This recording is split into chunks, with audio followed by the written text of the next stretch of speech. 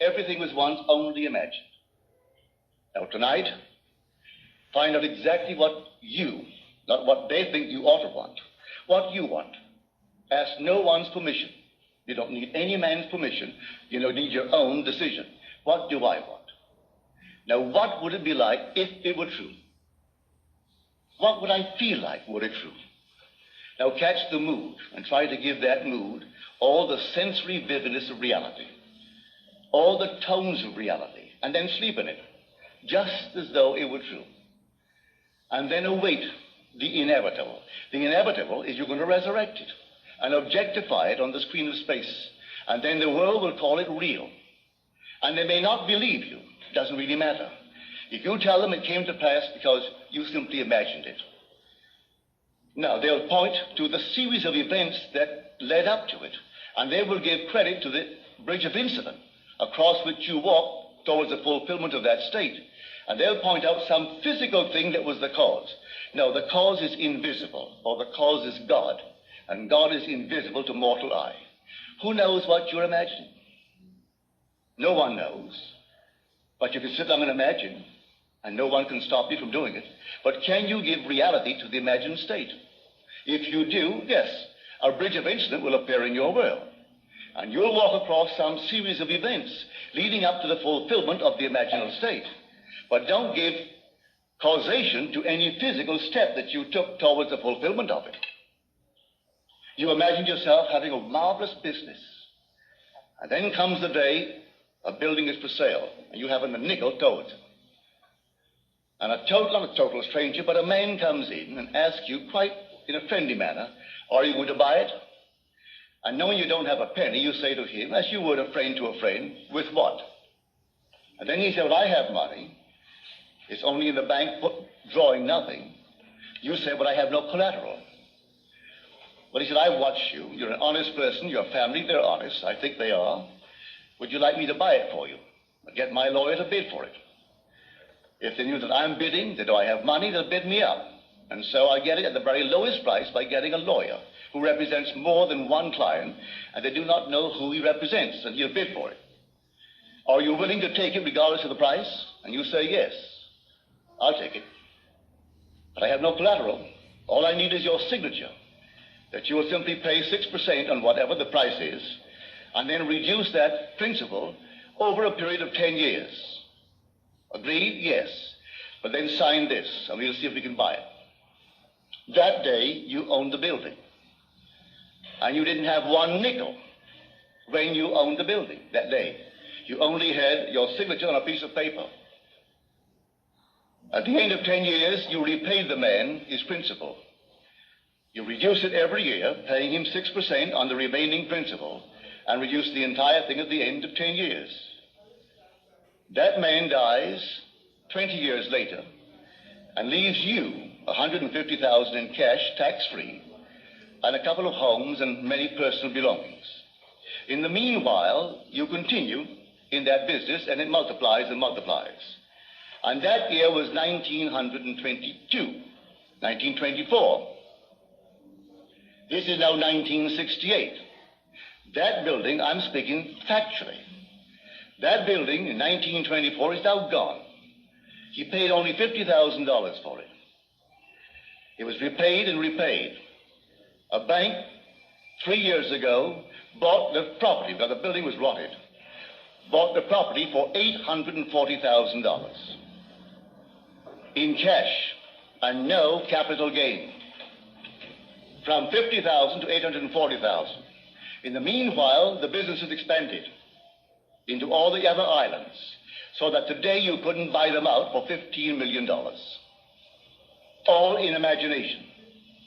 And this goes back to the imagination that preceded this man's offer to buy the building. For the young man seeing this building and entertaining a thought that the present owners deceived his father, and through deception got him out of a partnership, a junior partnership. And he was moved not to get even, but to prove that he really had something within him and could be a success in spite of their deception. And so every day he would see on that marquee not their name, but his own family's name. And he would see it in his mind's eye, because you could not take their name and transliterate it and make it spell this man's family's name. But he saw it. And in his mind's eye, he saw that name, which, if true, would imply the family owned it. He did it every day, twice a day, for 2 years. And then came this sudden, out of the nowhere. And the whole thing was made possible, and today they're all over the islands. And they have no partners. They've never taken in one partner, never sold one bit of stock outside of a family ownership. All by imagination. Now, I know what I'm talking about because I'm a member of that family. I'm speaking of my own family. This is not hearsay. I know it. My second brother, Victor, was the one in whose imagination this whole thing began to bloom. And he still works all by imagination. He knows what he wants, and then after having decided in himself, that's what I want, and that's good for the business, he then, in his mind's eye, he appropriates it. And then let things happen. As told us in Scripture, the vision has its own appointed hour. It ripens, it will flower. If it be long, then wait, for it is sure, and it will not be late. Read that in the book of Habakkuk. Here is the true translation of that passage in Habakkuk. So when you know what you want, remain faithful to that assumption.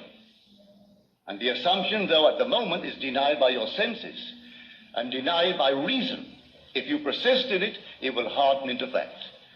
Are we not told that God calls a thing that is not seen as though it were seen, and then the unseen becomes seen? He calls everything from the unseen into the seen in this simple manner, for he is the resurrecting power. So if I assume that I am, I don't have to have evidence to support it. I assume that I am. I am what? Well, I name it. And having given it a name, given it form, given it definition, remaining in it, I resurrect it. So I know what I'm talking about. All I need from you is the acceptance of it. Will you believe it? Will you believe that with God all things are possible? Will you believe that all things are possible to men? Well, you can prove it in the not distant future. But you are the operant power. It will not work itself. If you dare to assume this very night that you have a better job than you now hold, or that you have a larger income, you may be fired tomorrow. Don't be concerned. On reflection, you'll see it was necessary to move you towards the fulfillment of your assumption. You could be fired. And I wouldn't bat an eye if you told me tomorrow, well, I did what you told me. You know what happened? I was fired.